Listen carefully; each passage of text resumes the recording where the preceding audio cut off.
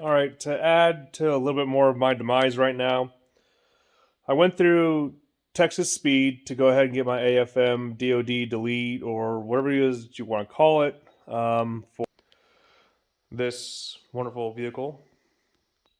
And they provide with the kit a, what's it called?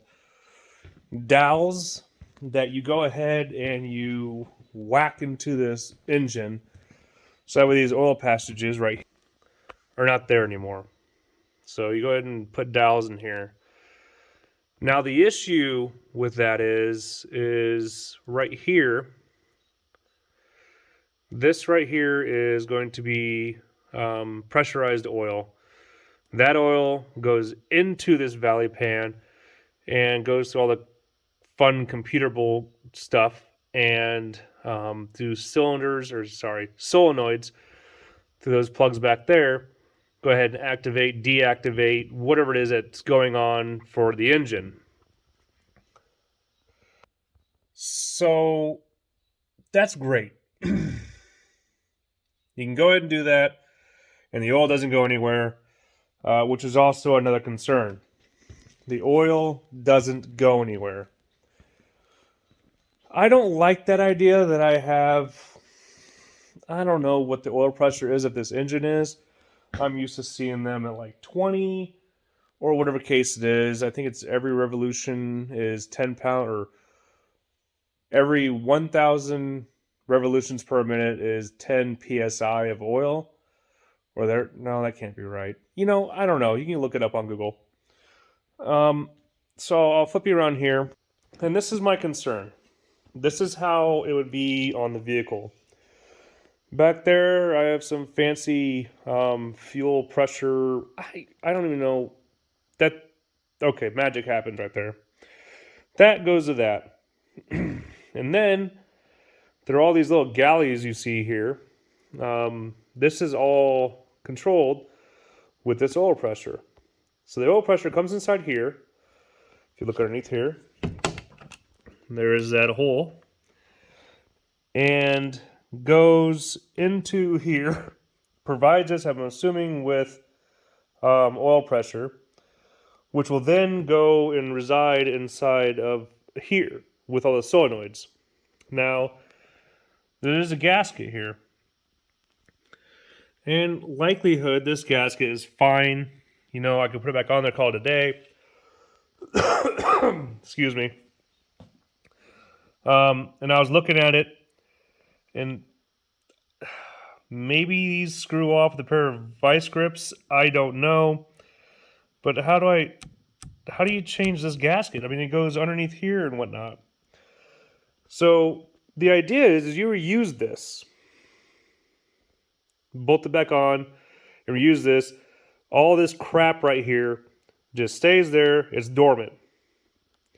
And what I was reading online is that frequently, or there's a possibility that this leaks, or these ones down here leak, or these leak. And then I have to go in there again and take off all of this stuff. Well, not that, but I have to take off the, fuel rails to get to this in order to remove this and fix this. So I'm going to go ahead and spend the money for the proper one that doesn't have all this fancy stuff on it. And you can go ahead and get one for a non-vehicle, but my spout over here, I need to keep this for my purposes, because this goes into my intake, I believe. Yeah, it goes in right here. And I saw some other ones that didn't have, this or this sensor, which I guess feeds into there. So I guess that's null and void. So I'm just going to have a connector dangling there. But definitely doesn't have this guy here. It has something different going on. So that's an issue for me. I just want to make sure that I do not have to go back into this engine again to fix something silly because I decided to cheap out. And while cheaping out sounds like a good time, more money in my bank, uh, doing this all over again and having this vehicle down longer than what it already is. It's been about 6 days. I want to say about 6 days that the Cadillac has been down. The partner in crime, my wife, is cruising around in the F-250 with the 6-liter inside of it. And knock on wood somewhere. Better go do that right now. We've had no issues with that. However, it's due for an oil change. And in today's economy, that oil change with fuel filters and oil, and we have to do the coolant filter on it, is roughly about $300. Ridiculous. So I need to go ahead and get this taken care of a lot sooner because diesel right now is about $5.50 a gallon. And I can get this thing tuned to run on 87 octane, which is cheaper than diesel. And it gets better fuel economy, surprisingly enough. And I think after a tune and whatnot, after they do their little magic there in the computer, it'll get better fuel economy than what it did before. It's said to get maybe 1 or 2 better, but the lady likes to keep her foot in it. So that's not really of my concern. I just need to get this back together and it not fail me in regards to what I chose to cheap out on. So again, I'm just kind of keeping little tidbits here and there in regards to what's going on. I hope I can make a decent video in regards to doing the AFM DoD delete on the Cadillac Escalade because it doesn't exist. So bear with me. Well, welcome back to Cadillac Business again. Went ahead and got some Texas Speed stuff in. Went ahead and ordered that pretty much second day of my problem after I realized it's kind of a thing. So for roughly, with shipping, I think it was like $1,700. And I just literally spent another $200 on the Valley cover. And I explained that in a previous video. I went ahead and pulled the trigger because I just don't like the idea of all of this down here still hanging out and getting oil supply cause later problems. Swinging around here, this all stuff is pretty self-explanatory. I got GM gaskets for the head covers. For the heads, these guys are thick. When I took them off, they are a unit. So we got those. Got some new exhaust manifold gaskets. All GM stuff. Probably could have got cheaper. I don't know. New Valley cover gasket. So that goes around it. Probably might get another one of those or not. I don't know. These here are new rocker or lifter guides. And these here keep the lifter in place so that way it doesn't spin. I'm not quite sure how it all works out. But I will show those to you as soon as I get involved in putting those in. Here is our water pump gaskets. And a water pump on the 6.2 liter of the Escalade is quite the unit. It's not what I'm used to. It is this whole entire unit here. And I should probably go ahead and do a thermostat housing or a gasket, but you know, it works, it's fine, and it's right there, so if it causes me a problem, it's not really that difficult to get to. Maybe I should do it for cheap insurance. And here we have the cam phaser bolt valve. I don't even know what this is, but it's included with the kit, so I got it. Here are my new lifters. Those are going to look nice inside there. Not that we'll ever see them again.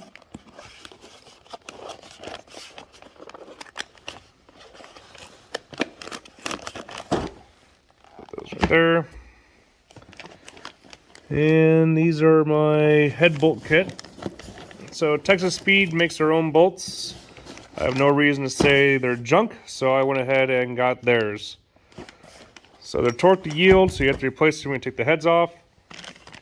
Here is my, I believe, cam tool to hold it in to get it in and out, at least for the new one. New harmonic balancer bolt because it's torque to yield. Same thing with the head bolts. Well, I probably said that already. This here is going to be the front crankshaft seal, which I've got to get to mess with, and because I have to take off the timing cover in order to get the camshaft out. So that will be fun to deal with. And then here we have our replacement chain for the timing. So,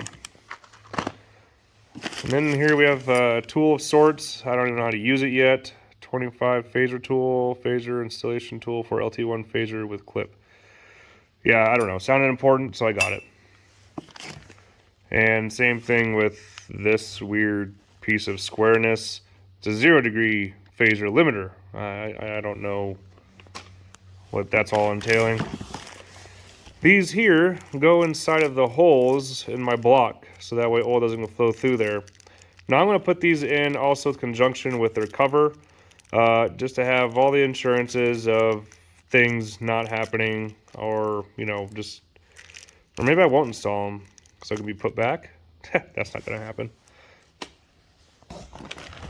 And we have the overdue, well, not overdue, but pretty excited. I've never really done a camshaft swap in my life, and this thing seems pretty interesting. I mean, we have in, out, in, out, in, out, in, out, in, out, in, out, in, out.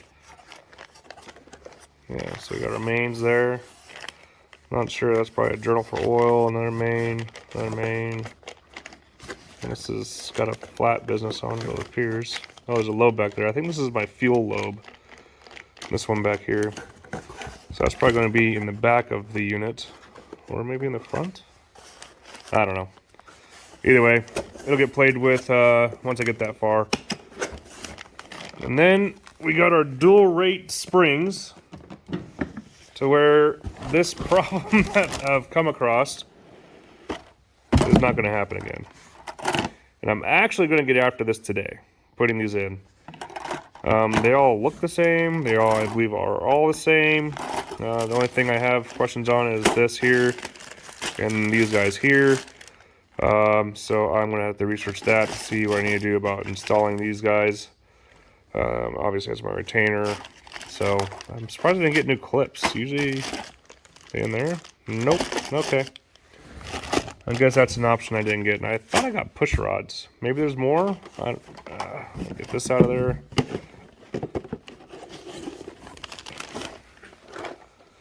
Unless the push rods are on back order, I don't know. Nope, that's just paper. That's just paper. So I don't even have a receipt of what I received in this shipment. So that's kind of unfortunate. And I didn't even get a sticker. Spent $1,700 there, and I didn't even get a sticker. Apparently that's sold separately. Lame. I buy cheaper stuff and get stickers. Alright, so I'm going to go ahead and get after cleaning up my heads. I need to get off all this nice rubber red stuff. Comes off pretty easily. I shouldn't have any concerns with getting that off. I might just go ahead and take some brake clean and wipe it off and see what we got. Don't really think I need to take a razor blade to this end of it. This all seems kind of clean. I'll probably go inside here and touch up on the valves. And this over here will be a little more challenging to go ahead and clean up, but that should go ahead and be relatively easy as well. So kind of just a day of getting things cleaned up and ready to go to install. Because obviously I can't install my heads. Well, actually I could install my heads right now. But I'm going to wait on that. I'm just going to get everything in line, ready to go. Probably maybe look at removing the air pump off the engine for the airbags on the Cadillac. And cleaning up my working area of just mess. So I'm going to get after that and probably pick you guys up a little bit later and see where I'm at.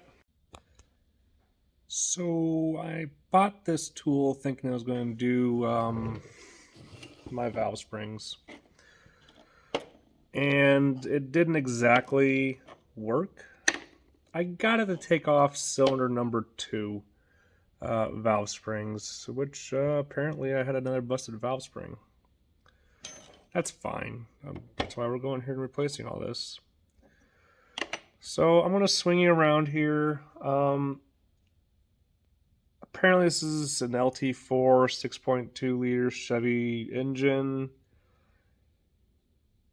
I don't know. I got the wrong tool maybe, because there's a little bit of a variance in regards to how my rockers sit inside there and just a general LS rockers sit, and then I'll show you.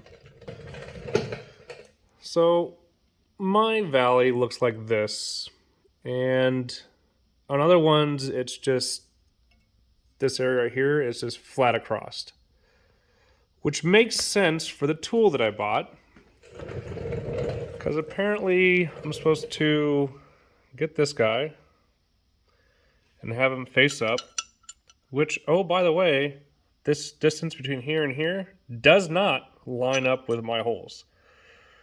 So I had to get rid of this guy.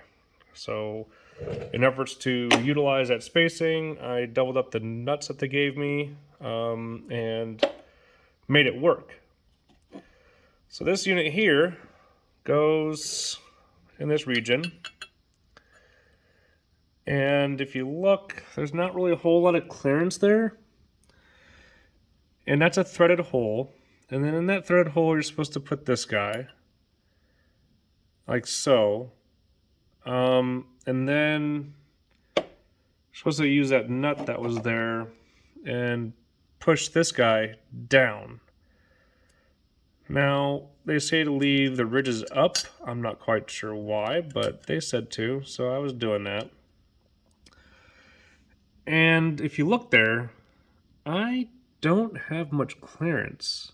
And you need a little bit of clearance, a little bit more than what's given there, to get a darn valve spring out, or the keepers out. So what I did was I used this here, and I tightened these two units together like so, and then I went ahead and utilized these guys, and I placed them inside there, and then I hunkered down on these screws to make this contraption go down and push down these springs. It worked to get those off. Those are significantly bigger with a higher rating on them, and that's a lot more compression to go, and I just don't feel like taking a spring to the face or have something fly at that. So I think I'm going to invest in the old school spring compressor and the big C channel one and do it that way. I feel a little more at ease with that.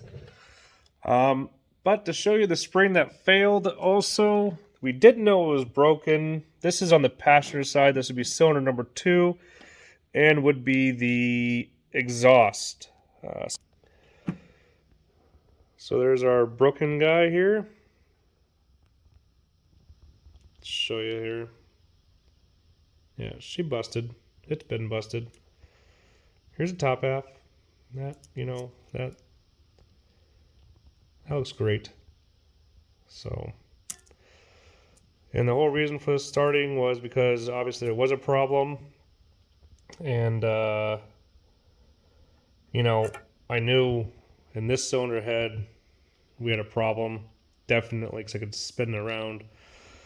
I didn't realize that we had an issue with anything on this side, which kind of makes a guy want to look, more so and see what he has going on. I don't feel any other ones broken. That probably wouldn't have caused us too much issues. It was broken at the top, so not really, taken away from too much outside of some slop It's not obviously supposed to be that way, but likelihood wasn't really causing us too many issues, or known issues at this point in time. So, move this head. Yeah, I'm not really seeing any other ones being broken like that. Although, once it comes about, oh, this one, well, this is cylinder 5, I believe, yeah. This one is the broken one. Yeah, she's done. So, but the rest of them kind of seem like they're doing what they're supposed to be doing. But there's tension on them, so it's not going to just spin naturally for me. So do not, if you're doing this to this engine, buy this tool. And I can't. This was one off of Amazon. They all looked relatively the same. Maybe there's a difference. I don't know. Paid 20, maybe $30 for it. It probably worked well for a different LS head. Not mine. Go figure. Awesome. Well, wouldn't you know it?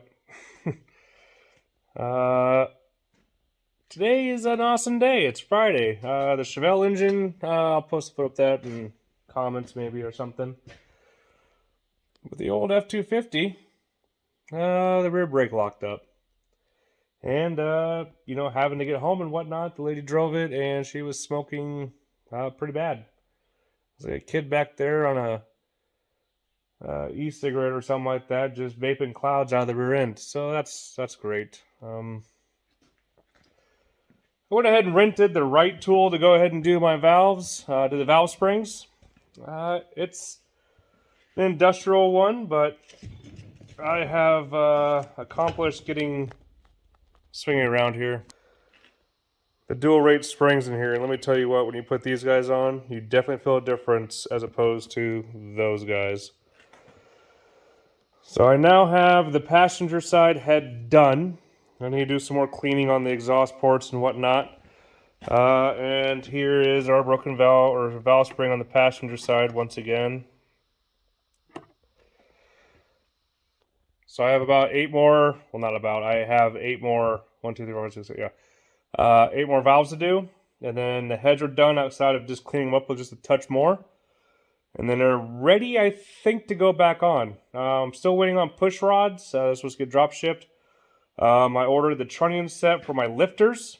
So I'm glad I went ahead and put them like that. So I know where those actually went. So I thought I was getting new ones for whatever reason. I don't know. I misread. But apparently those lifters are fine. We just go ahead and put new trunnion bearings inside of them. So that way they oil better and they have a higher tolerance. And that way also the rocker can go ahead and rocker more. So I'm going to get after that and finish up the other head. And hopefully maybe pull that on the pad a bit more. And I guess get after brakes. I don't know. I have a $40,000 vehicle over here, or upwards of $40,000, whatever it costs nowadays to replace a Platinum Series Escalade. The engine for this is actually coming along great by the engine builder, so I'm really happy about that. And it's going to probably be done next week, maybe. And that has to die. So there goes $600. The lady's getting it, though, but whatever. And then the purple Impala, not that I've ever put it on here, it has its issues. I guess a wheel bearing's going out or something. I don't know. It's been parked since the last snowstorm that we had here in Iowa. And as soon as I pulled into the driveway to park it, the ABS and traction light came on, and I was like, great. Well, I'll deal with that later. I didn't deal with it yet. And the black Impala, there's a check engine light on, and I've yet to check that because really it runs, drives, stops, and goes. When it rains, it pours, my friends. When it rains, it pours. I'm hopeful to hopefully get all this situated, hopefully next week, because I really need to get that thing out of here, and I'm gonna have to get that done tonight, tomorrow. It's just a lot of stuff. Well, good evening, brothers and sisters of Rebuild Empire. It's been a busy day. I didn't videotape anything going on with the F-250. We had a caliper lockup, and she had to get home.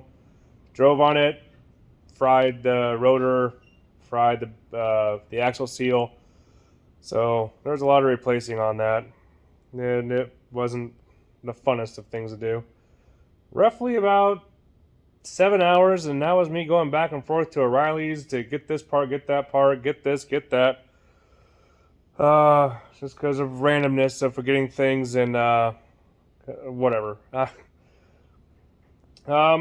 I did make headway on the Cadillac this evening. Be that I may, that I had all that business to take care of with the F-250.